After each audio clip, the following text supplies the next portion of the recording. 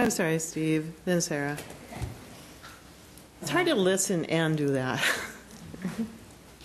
I guess I spent some time this past week just analyzing the numbers, and there's currently about 1,400 students. Microphone. Sorry, I spent the last few days just looking at the different numbers and trying to figure out a pattern. There's currently 1,400 students that live on campus at the MSUM, and I think about 2,000 students that live on campus at Concordia. And in this recent election, MSUM cast 191 votes in this recent election, and Concordia cast 178. So I looked at, okay, how did the voting compare when they were on campus, okay, versus off campus? And so you have to go back to the last mayoral election in 2013 because it was an odd year and now it's an even year. And so they're different, and I'll get to that. MSUM had 67 votes cast in the last mayoral election. And Concordia precinct, when they were both on campus, had 59 votes cast. Okay, so about 2.5 times votes cast this year when they were off campus than when they were on campus. Now, you got to take into consideration that it's an odd year versus even year. A midterm versus a non. That's the difference between odd year and even year. So it's a midterm, so I looked at that. And the total votes, I just compared the mayoral race, you know, because I could go and I didn't want to take an hour to analyze, go through all my numbers on all the different precincts. So, but it was interesting, the total number of votes cast were approximately 2.5 times when we had a odd year election versus a midterm election. So, okay, how does that relate in terms of percentage? Of the students that were on campus this year, 9% of the students from Concordia voted, and 13% of the on-campus students at Moorhead State voted.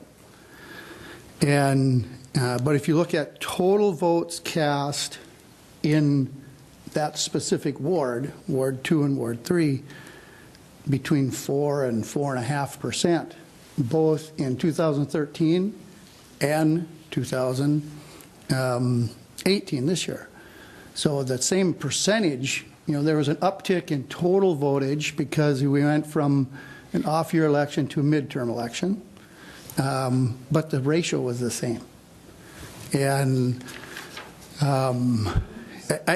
what I'm seeing is it didn't really make a difference if it was in terms of percentage of voters, if it was on campus or off campus. We heard the MSUM student representative say that, hey, they persevered, they worked through it, and, you know, MSUM had 1.5 blocks to go, and Concordia had 1.5 miles.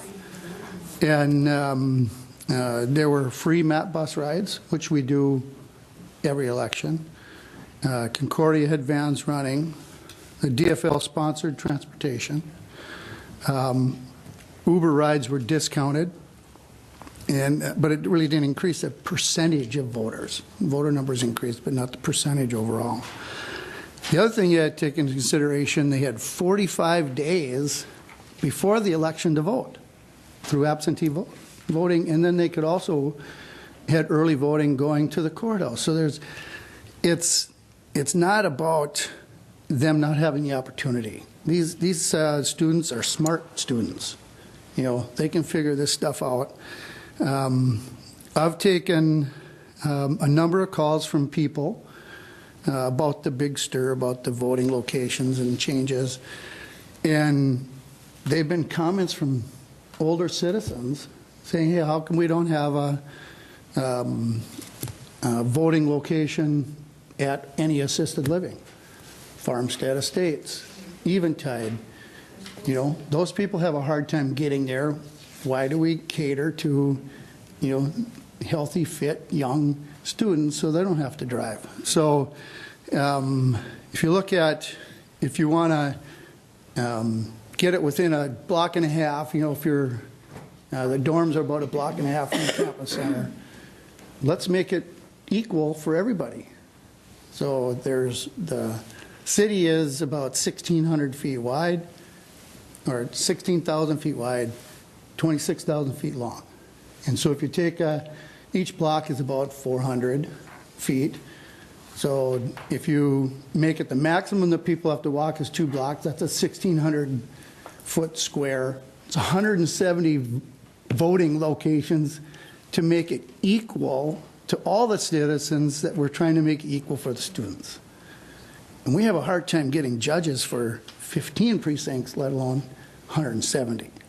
So I think that I think more has been made out of the voting locations on the 2 campuses than really the numbers that I can see really show forth. I think the media and political activists have falsely accused this council, these council members on this dais, that we're trying to disenfranchise these young voters. It's totally false. It's ridiculous. Secretary of State reviewed the voting location changes. Mr. Shockley confirmed that that the previous clerk was justified in changing the locations due to voter turnout, and we are in full compliance with the state law. Despite the demands from some at our last meeting, I don't think there was any need for any apologies from anybody on this dais. There's no need to conduct a thorough investigation. I don't think there's any need to have a committee to make sure that this doesn't happen again. And there certainly was no need to go in front of the judge the very next day. You know, we got to remember, these were set 11 months ago. Nobody said anything in January. Nobody said anything in February or March or April or May or June or July or August. And there were primaries in August. They waited until 2 weeks before the election. And it just, why wasn't there concern then? Why did we wait? In fact, one citizen went to the extreme to file a frivolous lawsuit and demand an apology from the council. That's why he filed a lawsuit, so he could get a demanded an apology from the council. Well, it was quickly dismissed by the judge. I want to reiterate, there was no attempt by anybody sitting up here to disenfranchise any voters. I feel very strongly that all American citizens have the right to vote and should exercise that right. That's why we live in America. That's why our country is one of the greatest countries that people want to come to and live, because their vote can count.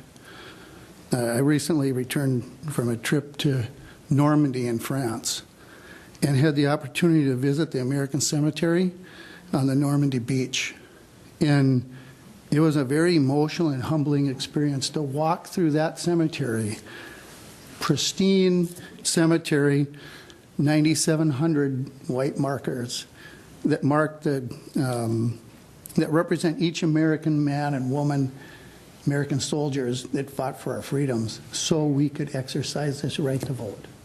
And Normandy is one. There's dozens of cemeteries that are hallowed ground for our servicemen and women that serve the country to protect this freedom. So I do think it's very, very important that everybody has that right to vote.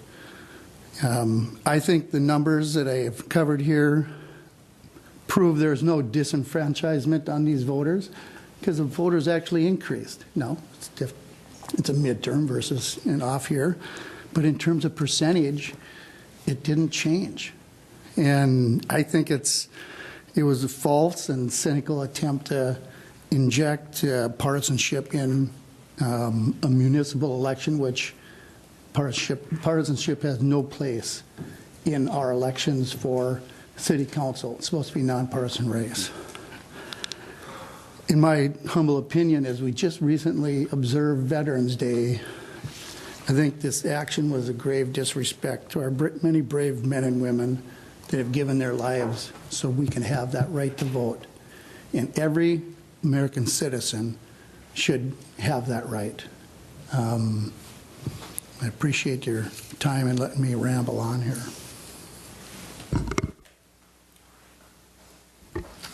Okay. I didn't